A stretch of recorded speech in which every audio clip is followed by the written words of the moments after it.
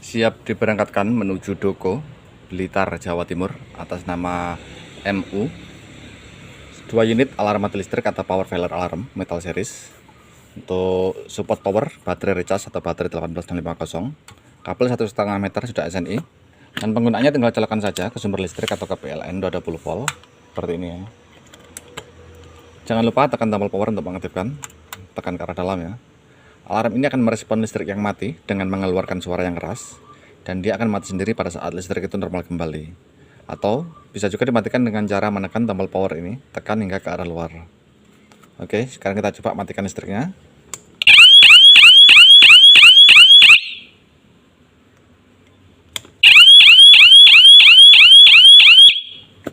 Ini kedua-duanya sudah kita tes ulang ya untuk memastikan kondisinya normal. Jadi sebelum kita kirim kita cek dulu. Oke, terima kasih.